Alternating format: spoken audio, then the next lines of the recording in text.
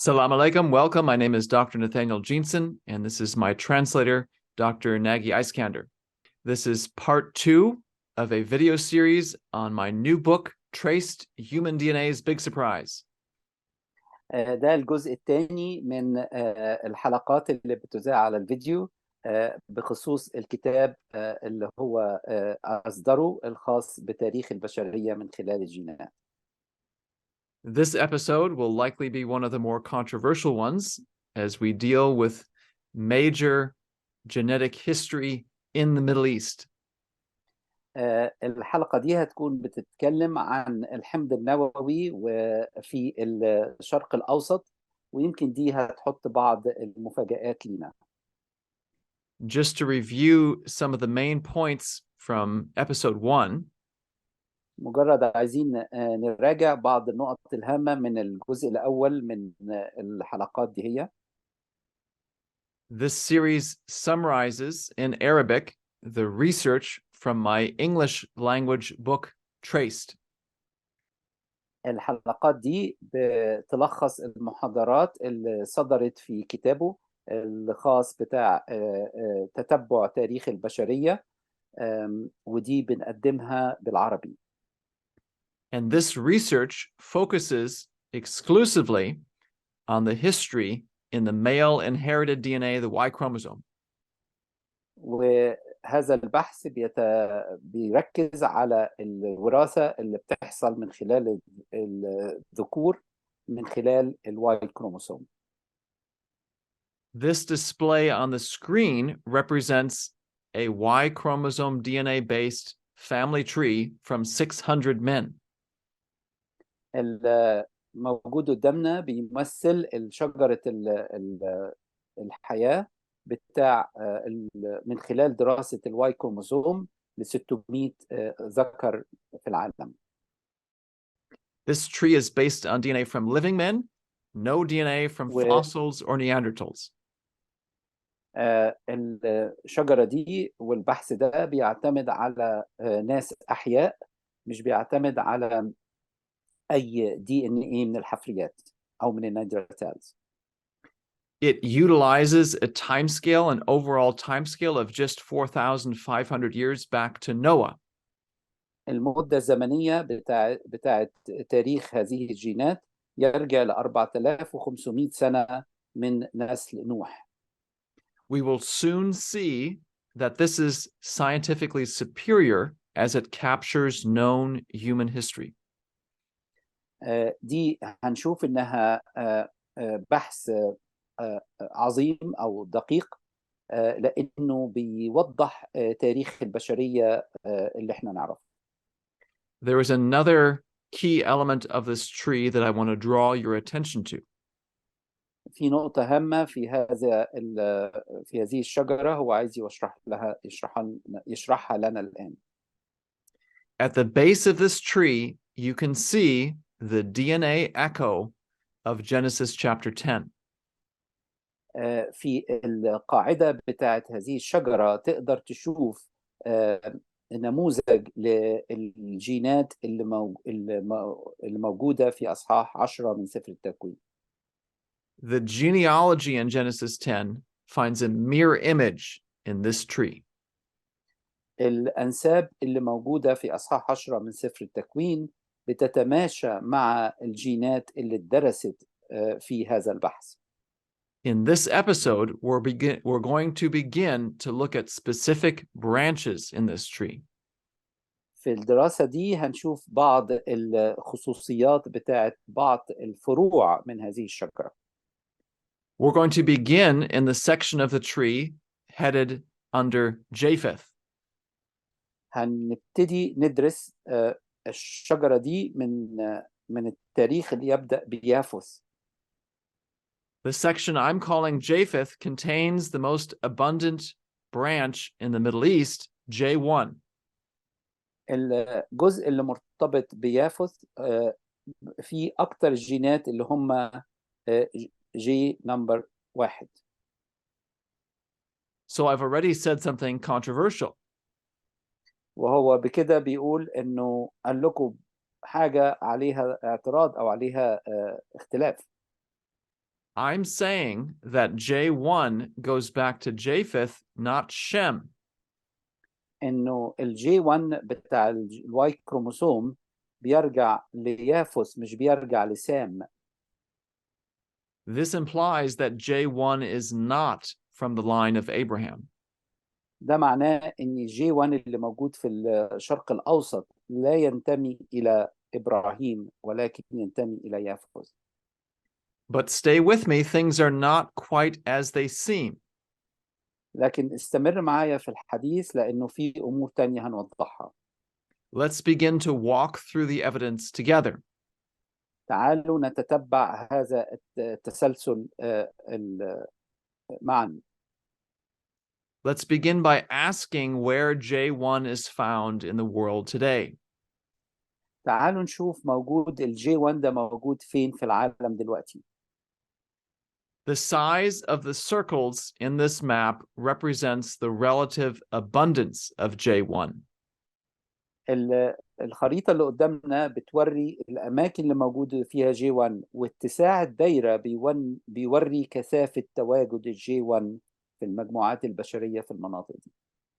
You can see the largest circles are in the Arabian Peninsula. هتشوف ان الدوائر الكبيرة للجي 1 موجودة في الجزيرة العربية. I think around 80% of people in Yemen belong to J1. حوالي 80% من سكان اليمن الواي كروموزوم بتاعهم بينتمي إلى جي 1. What is the relationship between J1 and Arabic history? ايه العلاقة بين الواي كروموزوم اللي في جي 1 وتاريخ العرب؟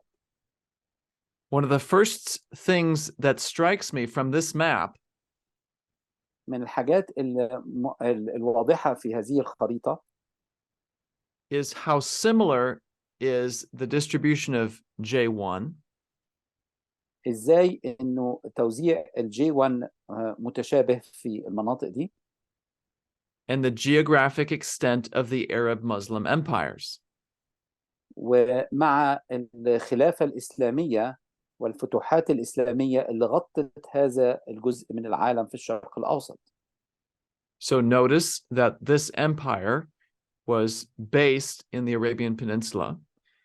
لاحظ أن الخلافة الإسلامية كانت موجودة في شبه الجزيرة العربية. It conquered North Africa. هي سيطرت على شمال أفريقيا. It reached into Europe. ووصلت لأوروبا من طريق أسبانيا. It approached the borders of India. ووصلت لحدود القارة الهندية. Now notice where J1 is found. تعال نبص على جي 1 موجود فين. The highest levels are in the Arabian Peninsula. التركيز الأعلى في منطقة شبه الجزيرة العربية. It can be found in North Africa. موجود في أفريقيا الشمالية أو شمال أفريقيا. It also can be found at low levels in Europe. موجود في جنوب أوروبا. And it reaches to the borders of India. وموجود قرب حدود الهند. The overlap between this map and the other map is not perfect. التشابه بين الخريطة الجينية والخريطة الفتوحات الإسلامية ما هوش بالضبط يعني يركبوا على بعض بالتفصيل. But I think you'll agree that the overlap is present.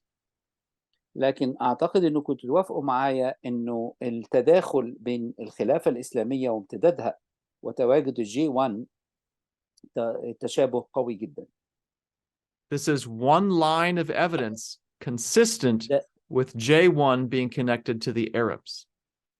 ده بيوري أحد الخطوط اللي بتبين إن جي 1 مرتبط بتاريخ العرب. Let me show you a second line of evidence consistent with this conclusion. خليني أوريكم دليل تاني يتوافق مع هذا الاستنتاج اللي وصلنا له. And this line of evidence comes from the history of human population growth. والخط الثاني بيشوف التكاثر البشري عبر تاريخ البشرية. I have 4 histories of human population growth shown on the screen here. على الشاشة بتشوف 4 كيرفات توري تاريخ البشرية في شبه الجزيرة العربية، في تركيا، في إيران، في سوريا ولبنان، الأردن وإسرائيل والعراق. These curves are based on data from archaeology and historical records. الكيرفات اللي قدامنا، المنحنيات اللي قدامنا، بتعتمد على الوثائق التاريخية والوثائق الآثار الموجودة في هذه المناطق.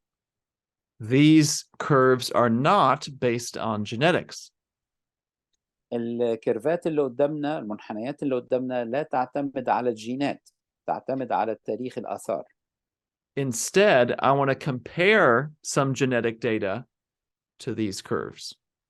لكنه دلوقتي هو عايز يقارن بعض المعلومات الجينية مع المعلومات اللي اتخذت من الآثار ومن التاريخ هذه المناطق. So let me explain the key result that I'm looking for. تعالي أوضح النقطة اللي أنا عايز أوصل لها. Each of these 4 graphs has 2 lines on it. كل واحد من هذه الرسومات البيانية عليه خطين مختلفين. Let's take a look at this one for the Arabian Peninsula. خلينا نبص على تاريخ الجزيرة العربية.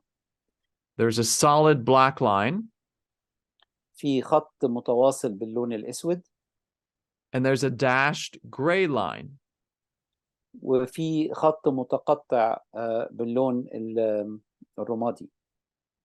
The dashed gray line is the actual history of population growth in the Arabian Peninsula. الخط المتقطع هو اللي بيورينا زيادة عدد السكان في شبه الجزيرة العربية. Notice there's a peak population size as the Arab Muslim conquests begin. تلاحظ ان في ارتفاع في الخط المتقطع ده لما بدأ الفتح الإسلامي. The horizontal axis represents years before Christ and years AD. الخط اللي تحت ده بيوري الزمن ما قبل الميلاد من 0 لحد -200، وبعدين بيوري التاريخ الميلادي لحد سنة 600 لما ظهر الإسلام. So here is the century where those conquests begin. وده القرن اللي ظهر فيه الإسلام وبدأت الفتوحات الإسلامية. The solid black line represents the minimum population growth curve. الخط المتواصل بالأسود بيوري الحد الأدنى لتكاثر السكان في هذه المنطقة. So yes, there was a peak in the 600s, but it was followed by a population decline. فكان في زيادة في عدد السكان في القرن 1600 ميلادية، وبعد كده انخفض العدد السكان في المنطقة. So the solid black line connects the population minimums. الخط الأسود بيشوف الحد الأدنى للسكان في هذه المنطقة في هذه السنوات من 600 لحد 1000. I've done the same thing in each of these 4 graphs. هو عمل نفس الحكاية في كل الرسومات البيانية اللي قدامنا. Population minimum here and here and here. الخط المتواصل بيوري التزايد السكاني، الحد الأدنى لتزايد السكان. I would like to zoom in on each of these curves to show you something unique about the Arabian Peninsula. عايز أوريكم بدقة دلوقتي حاجة متخصصة في شبه الجزيرة العربية. So this slide is simply zooming in on the graphs from the previous. ده مجرد ان احنا واخدين موقف تفصيلي للرسومات البيانية اللي شفناها في الصورة السابقة. Notice how the black lines in each graph differ and how they are similar. شوف الاتفاق والاختلاف في الخطوط البيانية في الأربع جهات اللي احنا بندرسها. All of them finish with a strong population rise. كل في الرسومات دي بتنتهي بأن في زيادة في عدد السكان في تركيا وفي الجزيرة العربية وفي كل الرسومات اللي احنا شايفينها في سوريا ولبنان والأردن وفي إيران. In each case, the population rise is preceded by a lengthy flat period. كل واحدة من الزيادات في عدد السكان كان قبليها فترة من الثبات في عدد السكان لفترة من الزمن. Notice what distinguishes population growth in the Arabian Peninsula. تعال نشوف الصفات المتخصصة في شبه الجزيرة العربية. In each of these three other locations, the flat line goes all the way to the left. الخط المستقيم بيمشي لحد الناحية الشمال من الرسم البياني بصورة منتظمة. In the Arabian Peninsula, the shape of population growth is different. في شبه الجزيرة العربية التكاثر السكاني مختلف. Right before the Arab Muslim conquests, there was a period of sustained population growth. قبل ظهور الإسلام والغزو الإسلامي كان في تدرج في تعداد السكان في شبه الجزيرة العربية. The population went from 1.5 million to 4 million. اتحركت من 1.5 مليون ل4 مليون في هذه الفترة. In other words, the population increased 2 to 3-fold. يعني تضاعفت مرتين ل3 مرات. No such population growth occurred in these other locations. في الرسومات البيانية لتركيا وإيران والعراق وإسرائيل وكده ما كان خط مستقيم، ما كانش فيه زيادة من 1.5 ل4 مليون زي ما شفنا في الجزيرة العربية. So this is the signature of being in the Arabian Peninsula. دي العلامة المميزة للتواجد في شبه الجزيرة العربية. If we are looking for a genetic lineage from the Arabian Peninsula, we should look for this. إذا كنا هنبص على التركيب الجيني لتكاثر السكان فنتوقع أن يكون الخط بالزيادة المتوقعة اللي انتوا شايفينها على الرسم البياني. So the question is, what does J1 show? السؤال دلوقتي J1 بيورينا إيه؟ And here's a representative description. وده تمثيل للجي 1 اللي موجود قدامنا على الشاشة. I have assigned dates to the major branches. هو حط تواريخ للتفرعات الأساسية في هذه الشجرة. And once again, these dates are based on an overall timescale of 4,500 years. وكل هذه التواريخ بترتبط بتمدد زمني مقداره من 4500 سنة من الآن. I'm about to show you strong evidence associating J1 with the Arab people. أنا دلوقتي هوريكم دليل قوي يبين إن الجي 1 هو اللي بيمثل الشعب العربي. If you use the mainstream timescale, these dates, this evidence goes away. إذا استخدمت التاريخ الذي لا يعتمد على الكتاب المقدس كل هذه الخطوط ما يكون لهاش معنى. The overall timescale plays an enormous role in the history that you can see in our DNA.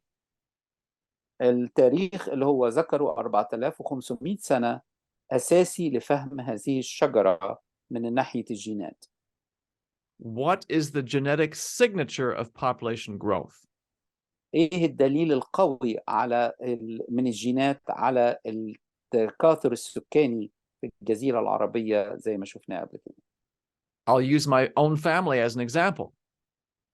هو هيستخدم تاريخ العيلة بتاعته كمثال. If you were to draw the family tree for my wife and me and my children, إذا عملت رسم بياني من الجينات من الزوجة بتاعته ومنه ومن أولاده, you would have two branches, one for me and one for my wife. هيكون في فرعين, واحد ليه وواحد لزوجته. And you'd have 4 branches for our 4 children. وهيبقى في 4 فروع لأبنائهم ال4. our family is undergoing population growth. فالعائلة بتاعته فيها زيادة سكانية. 2 parents have multiplied into 4 children. إنه أبوين بقى عندهم 4 أبناء. And the number of branches on our family tree reflects this fact. والتفرعات في شجرة العيلة بتوضح هذا التزايد السكاني في عائلتهم. Notice on this part of the tree, there's a great multiplication of branches. لاحظ في الجزء ده من تاريخ الشجرة اللي قدامنا إن في تزايد في عدة أفرع كتيرة زي ما أنتم شايفين. This is consistent with explosive population growth. ده يتماشى مع انفجار سكاني في الوقت ده. Notice it begins around the AD 1400s. يعني ده بيحصل التكاثر السكاني أو الانفجار السكاني ده في حوالي 1500 ما بعد الميلاد. It goes from a flat line to branch multiplication.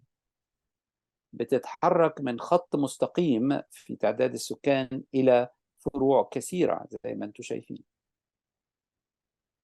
Each of these growth curves also begin around the 1400s. برضو الرسومات البيانية الأخرى حوالي 1400 ابتدت الزيادة تزيد في تعداد السكان.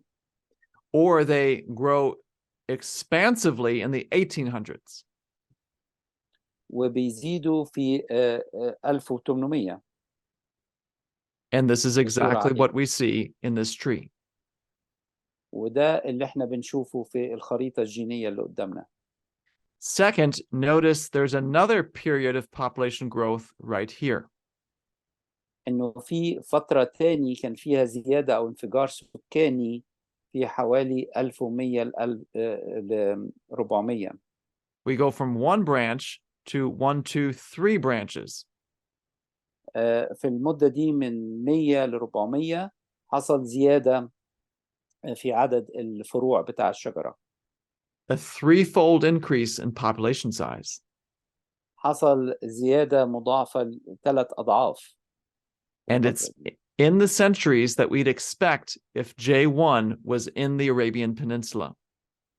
وده في القرن اللي بنتوقع فيه أو القرون اللي بنتوقع فيها إن J1 يكون موجود في الجزيرة. I can summarize this data with this graph.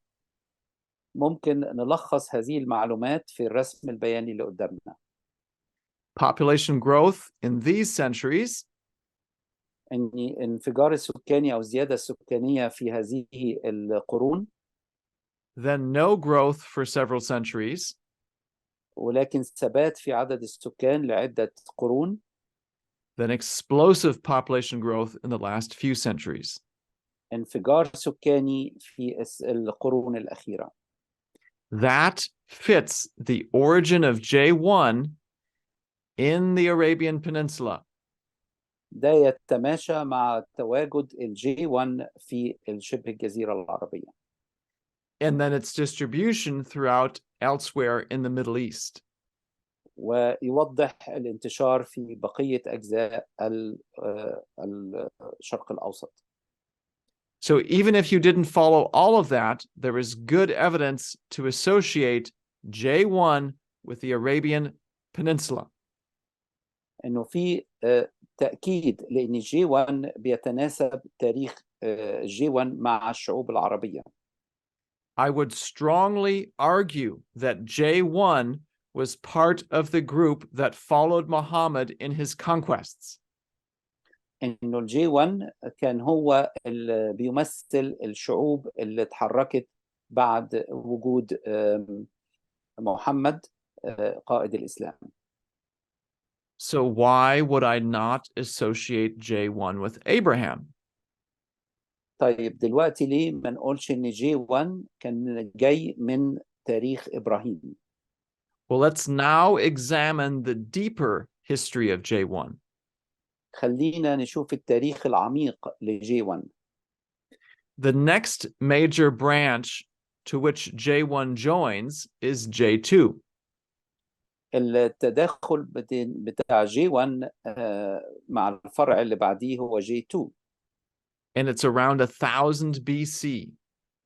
وده حوالي سنة 1000 قبل الميلاد. J2 is another Middle Eastern lineage, J2 موجود برضو في شبه الجزيرة العربية والشرق الأوسط. so this is no evidence against J1 being Arab. ده مش دليل على إنه الJ1 ما كانش عرب. So why connect J1 to Japheth instead of to Abraham? ليه بنوصل J1 ليافث مش لإبراهيم؟ Here's the key line of evidence. وده دلوقتي هيقدم الدليل القاطع في هذا الموضوع. Around the time of Abraham, J1 and J2 connect to I. إنه في وقت إبراهيم الJ1 والJ2 اتصلوا بI. What is the history of haplogroup I? إيه هو تاريخ هابلوغروب I؟ Today, haplogroup I is found almost exclusively among people of European descent. دلوقتي جروب I ده موجود في منطقة أوروبا. Haplogroup I looks like it arrived in Europe in ancient times. ده بيبان إنه الجروب I ده هو جاء لأوروبا في الزمن السحيق. And then it looks like haplogroup I remained in Europe for the next several thousand years. وده بيقول إن الجروب I ده قعد في أوروبا لعدة آلاف من السنين. So what is the best explanation for these facts? إيه هو أحسن دليل لشرح هذه الحقائق؟ What history can connect Europe and the Middle East? إيه هو التاريخ اللي يجمع أوروبا مع الشرق الأوسط؟ I will simply summarize a lot of data into a conclusion. هو هيلخص هذه المعلومات عشان نصل لنتيجة. Haplogroups I, J1, and J2 seem to fit the history of the Indo-European peoples. إنه جروب I والJ1 والJ2 دي كلها بتوري أصول الشعوب الهندو أوروبية. Haplogroup I became the indigenous Europeans. إنه هابلو جروب I ده هو الأوروبيين الأصليين. Haplogroup J2 is my best candidate for the ancient Persians. إنه هابلو جروب J2 ده بيوري الإيرانيين والفرس. And at some point, J1 became part of the Arab people. في وقت من الأوقات J1 أصبح جزء من العرب. Now, why in the world would I connect Indo-Europeans to the Arabs? إزاي نقدر نعمل اتصال بالهندو أوروبيا مع العرب؟ Remember what we talked about in episode 1. افتكر الحاجات اللي درسناها في الحلقة الأولى. The math of human reproduction requires different ethnic groups to be part of the same family tree. إن الصيغة الرياضية لتعداد السكان بتتطلب إنه لازم يكون في ارتباط بين المجموعات البشرية بصورة قوية جدا. It is mathematically inevitable that the Arabs will have multiple ethnic inputs. لابد أن يكون تاريخ العرب متصل بتاريخ شعوب أخرى تداخلت لتكوين الشعوب العربية. This is not something unique to Arabs. ده مش حاجة بس في تاريخ العرب، دي موجود في حاجات كتيرة تاني. Everywhere you go around the globe, the same math applies. في أي دراسة لأي مجموعة من الشعوب هتلاقي أن أصول هذه الشعوب كانت مرتبطة بشعوب أخرى. Most Europeans do not belong to haplogroup I. أغلب الأوروبيين مش بينضموا إلى مجموعة الهابلوجروب I. Most Europeans do not have a Y chromosome that comes from the ancient Romans. أغلب الأوروبيين ما عندهمش واي كروموسوم يرجع للرومان. Most Europeans have Y chromosomes that came from Central Asia. أغلب الأوروبيين عندهم الواي كروموسوم اللي بينتمي إلى الجزء الأوسط من آسيا. And this happened within the last 1,000 years. وده حصل خلال الألف سنة الماضية. Let me give you a preview of where we're going to go in the next episode. خليني أوريكم إيه اللي هندرسه في الحلقة الثالثة. Another hint about the history of the Arab people. وده هيدينا فكرة عن تاريخ الشعوب العربية. J1 is not the only Arab lineage. إن J1 ما هوش بس السلالة العربية. But it is one of the only ones that I'm going to discuss in this episode. لكن هو ده بس اللي عايز يدرسه في هذه الحلقة. So I hope you'll join us next time for an additional discussion about Arab haplogroups. بتمنى أني ألتقي فيكم مع الحلقة القادمة اللي هنتكلم عن الهابلوغروبس الأخرى من الجي1 للعرب. I hope you're enjoying our series about the history of humanity in Arabic.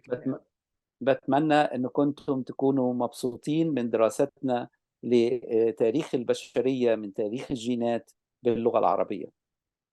We have much more history to cover as it relates to the Arabic-speaking world. عندنا تاريخ كتير لازم ندرسه بخصوص الشعوب العربية الساكنة في منطقة الشرق الأوسط. So thank you for joining us, and I look forward to seeing you next time. شكرا للقاء معنا، وأنا بتطلع أني ألتقيكم مرة أخرى.